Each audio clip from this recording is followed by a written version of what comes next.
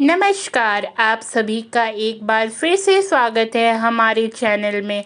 हर साल ज्येष्ठ मास की अमावस्या को उत्तर भारत की सुहागिन महिलाएं पूर्णिमा के दिन वट सावित्री का व्रत करती है। आइए सुनते हैं वट सावित्री की व्रत कथा। भद्र देश के एक राजा थे, उनका नाम अश्वपति था। भद्र देश के राजा अश्वपति की कोई संतान नहीं थी। उन्होंने संतान प्राप्ति के लिए पूरे मंत्र उच्चारण के साथ प्रतिदिन 1,00,000 आहुतियाँ दी। 1800 वर्षों तक यह क्रम जारी रहा। इसके बाद उन पर कृपा हुई और उनके यहाँ एक कन्या ने जन्म लिया।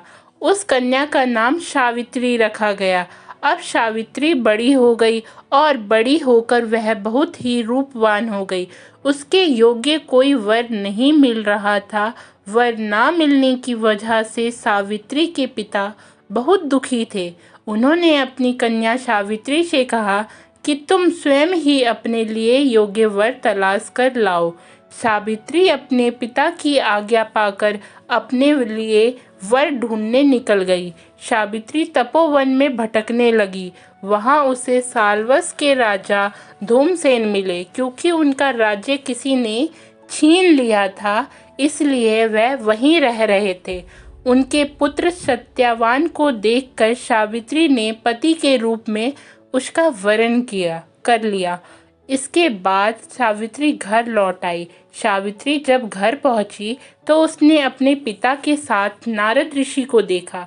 पिता के पूछने पर उसने बताया कि उसने साल्व देश के राजकुमार सत्यवान को अपना पति स्वीकार कर लिया है।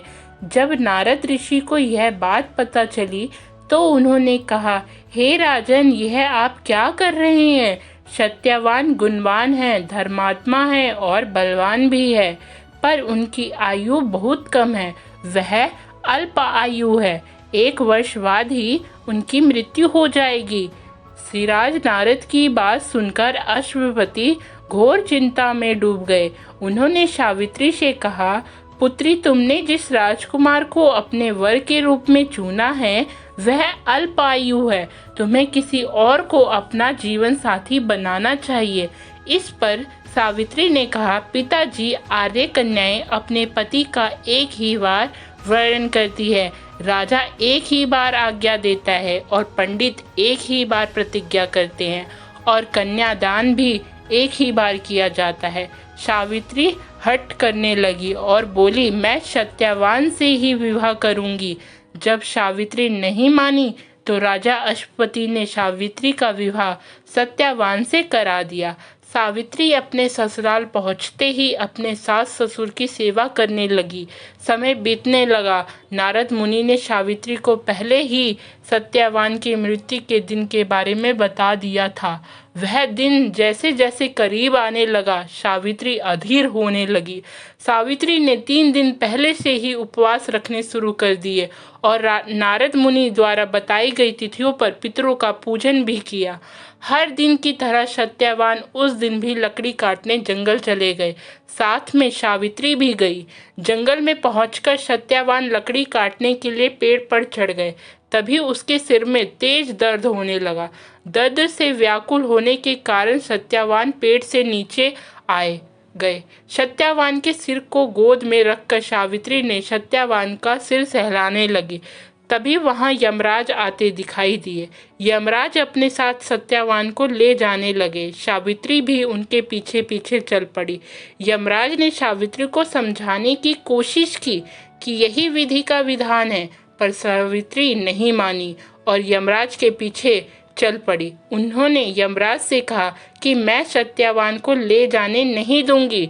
सावित्री की निष्ठा और पति परायणता को देखकर यमराज ने सावित्री से कहा, हे देवी, तुम धन्य हो, तुम मुझसे कोई भी वरदान मांगो। सावित्री ने कहा, मेरे सास ससुर वनवासी और अंधे हैं, आप उन्हें दिव्य ज्योति प्रदान करें। यमराज ने कहा, ठीक है, ऐसा ही हो जाए, अब यहाँ से लौट जाओ। लेकिन सावित्री अपने पति सत्यवान के पीछे पीछे चलती रही। यमराज ने कहा, देवी, तुम वापस जाओ। सावित्री ने कहा, भगवान, मुझे अपने पति देव के पीछे पीछे चलने में कोई परेशानी नहीं है, पति के पीछे चलना मेरा कर्तव्य है। सावित्री की यह बात सुनकर यमराज ने उन्हें एक और वर मांगने को कहा। सावित्री बोली, मेरे ससुर का राज्य छिन गया है, आप उन्हें पुनः वापस दिला दे। यमराज ने सावित्री को यह वरदान भी दे दिया और कहा, अब तुम यहाँ से लौट जाओ। लेकिन सावित्री पीछे पीछे चलती रही।